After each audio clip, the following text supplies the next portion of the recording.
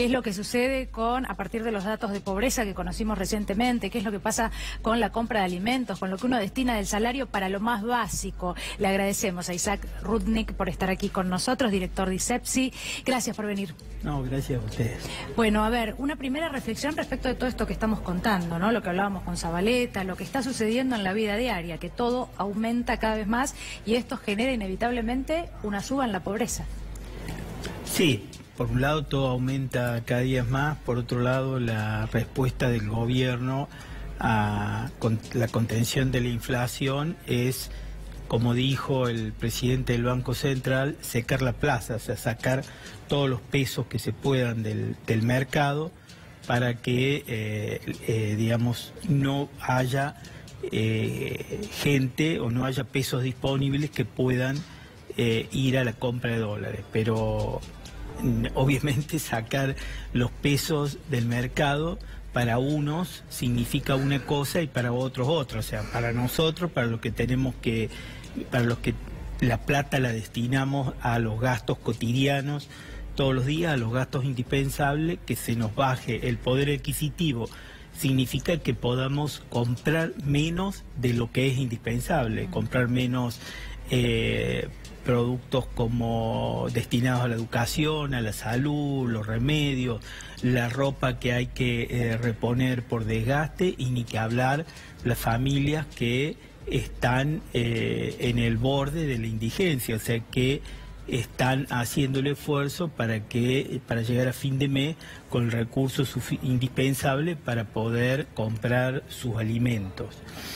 Para otros, sacar pesos del mercado significa sacarlos de los bonos en pesos, que ahí tienen miles de millones de pesos, o no sacarlos de los bonos en pesos y dejarlos porque les pagan intereses de 60, 65%. Entonces, esa es la otra manera que tiene el gobierno para sacar pesos del mercado y que no sean destinados a dólares, y entonces el dólar se mantenga en la banda que hay que ver si lo logra, de los 44 pesos como techo, y supuestamente de esta manera no se le traslade a precios nuevos procesos evaluatorios. Isaac, ¿y ahora dónde está la mirada sensible del gobierno? Hoy hablábamos con Daniela al comienzo del noticiero, 6 de cada 10 argentinos ganan menos de 16.000 pesos. ¿Cómo afronta esa familia darle de comer a sus hijos, pagar los impuestos?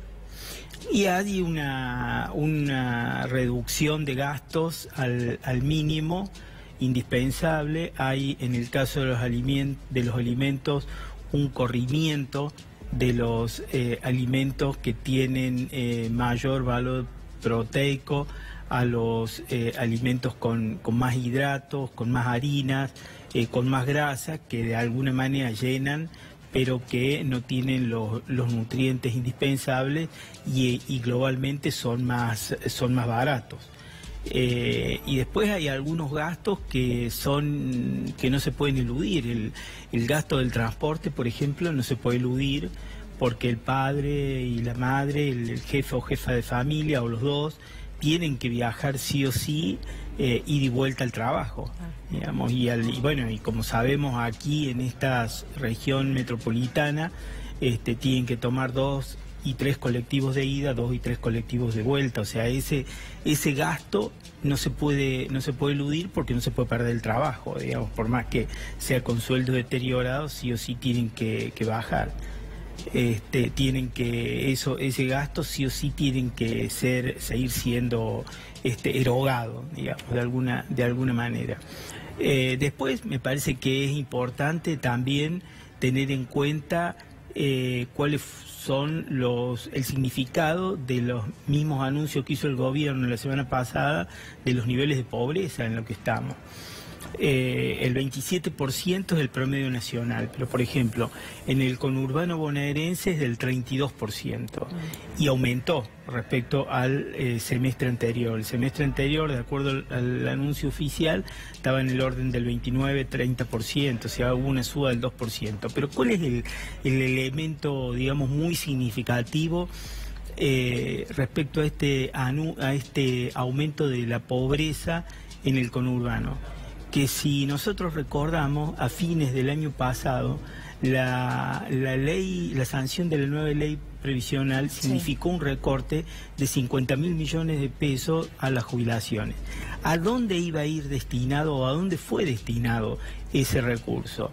Ese recurso fue trasladado directamente a la provincia de Buenos Aires, porque si ustedes se acuerdan, estaba la discusión del aumento de la coparticipación, porque la provincia de Buenos Aires a lo largo de los años había quedado atrasada. Sí, y hubo un incremento en los fondos. De hecho, también en plena disputa con los docentes se discutía si ese dinero no podía ir también a un aumento a los docentes, ¿no? Claro, y ahí el resto de los gobernadores no estaban dispuestos a sancionar una ley que significara trasladar más recursos a la provincia de Buenos Aires a costa de achicar los recursos del resto de las provincias. Entonces, digamos, la fórmula que se buscó fue sacarle a los jubilados, claro, y de ahí trasladar a la provincia de Buenos Aires, con algún relato como este que vos decías, Daniela, de que eso iba a ser destinado a mejorar la educación, a mejorar la salud, a mejorar el ingreso de los sectores más vulnerables. Pero sin embargo, con ese recurso puesto en la provincia de Buenos Aires, tenemos este resultado, que es un aumento, una continuidad del aumento de la pobreza en el conurbano. Isaac, al crear trabajo genuino, uno mejora los salarios, crece el consumo interno, crece la economía. ¿Por qué el gobierno no toma por este camino y toma el camino del ajuste? Bueno, porque obviamente no está interesado en que haya mejora en las situaciones de las mayorías, sino lo que está interesado, que es la política económica que ha llevado adelante desde que asumió, es concentrar recursos, y fundamentalmente concentrar recursos en los sectores financieros. O sea, ha habido un endeudamiento feroz desde el primer día que este gobierno asumió, y todo endeudamiento de cortísimo plazo, con lo cual ya al primer año del gobierno no solamente se había endeudado, sino que ya estábamos pagando. Sin poder cumplir, Sin además, poder cumplir, porque, sí, porque obviamente los intereses que se ofrecieron desde el inicio fueron muy altos, fueron siempre por encima del 28-30%. Hay que tener en cuenta que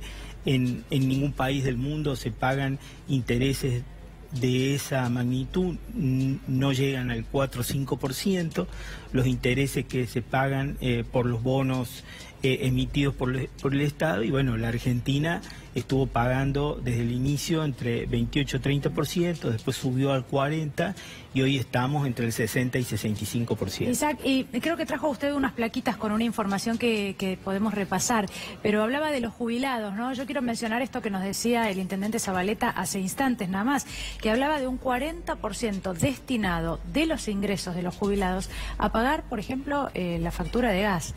Es una locura. Estamos hablando de casi la mitad de un ingreso que, bueno, ya sabemos, una jubilación mínima es mínima, con lo que no se puede hacer frente a nada. Queda solo para alimentarse y alimentarse hasta ahí. Y casi sin poder ni siquiera comprar los medicamentos, claro, indispensables.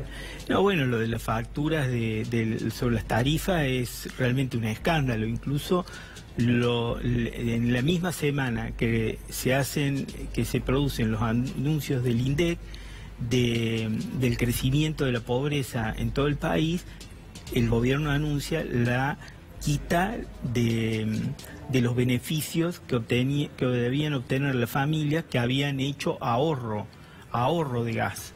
O sea, si ustedes se acuerdan, el plan de ahorro significa, sí, que si uno en el invierno, por ejemplo, que es cuando más lo necesita, baja usa menos la estufa, se consume menos en general, entonces tiene la posibilidad de tener un descuento. Después que se transcurrió todo el invierno, las familias hicieron el esfuerzo para poder tener algún tipo de reducción, les dicen que ese esfuerzo no sirve para nada y que esa norma que les permitía una reducción del costo, ya no corre más. Isaac, y esto que vamos a ver ahora, que está detrás nuestro, anticipa un mayor escenario de conflictividad social. Las ciudades con más pobreza, primer semestre del 2018, Santiago del Estero, el 44,7%, Corrientes, 36,8%, Concordia, 34,7%, el conurbano, bueno, esto también, viene como aumentado, 31,9%, Jujuy, 30,3%, Gran Córdoba,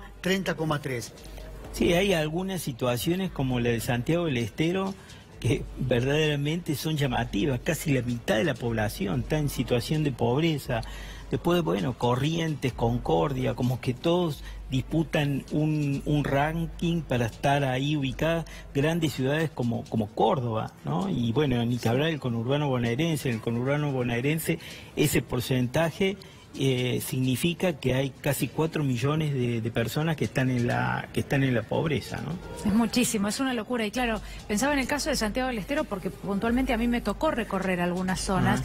Y no estamos hablando de aquellos lugares, porque algunos dicen, bueno, la pobreza estructural de la Argentina, en las zonas más alejadas, donde no hay escuelas, no hay rutas, no hay infraestructura. Ya apenas ha empezado el gobierno de Mauricio Macri.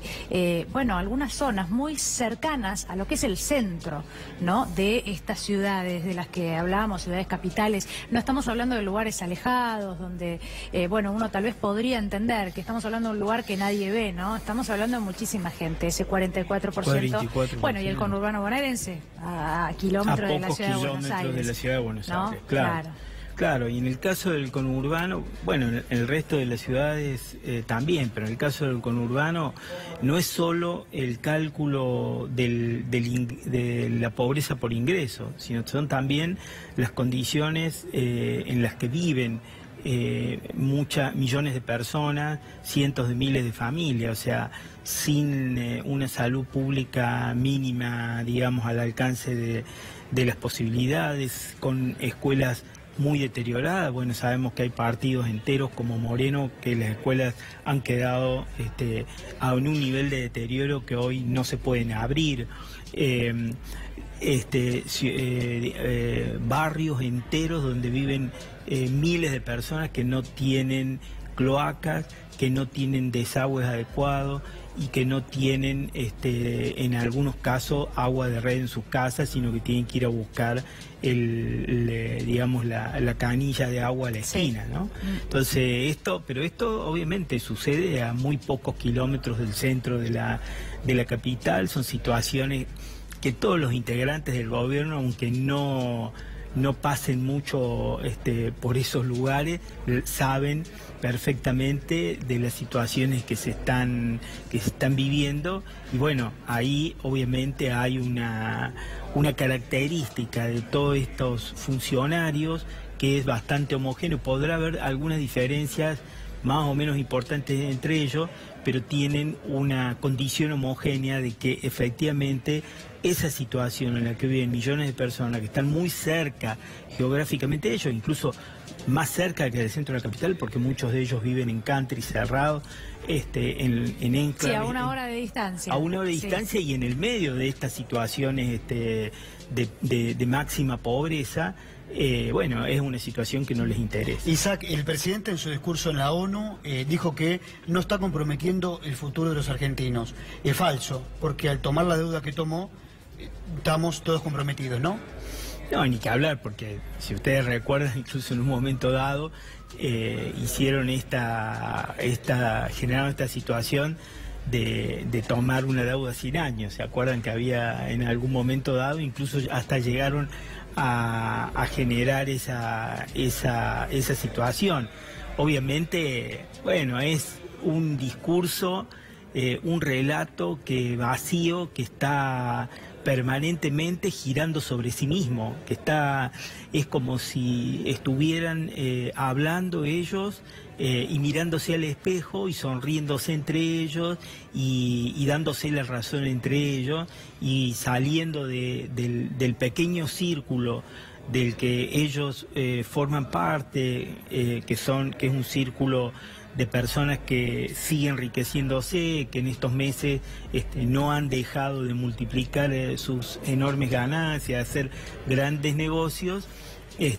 no tiene un correlato con la realidad de la mayoría de los argentinos. Lo que pasa es que hay algo que ya a esta altura del gobierno de Mauricio Macri debería ser indiscutible.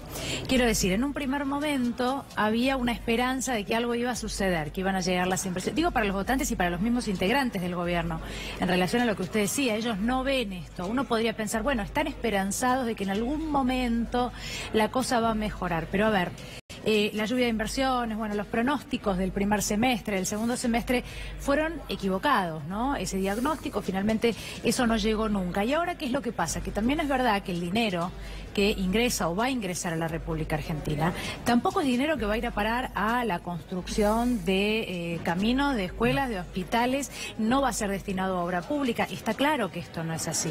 Entonces, la verdad es que uno ahí es donde uno y el votante debería también preguntarse, entonces ahora, ¿cuál es la posibilidad de ver un futuro más positivo?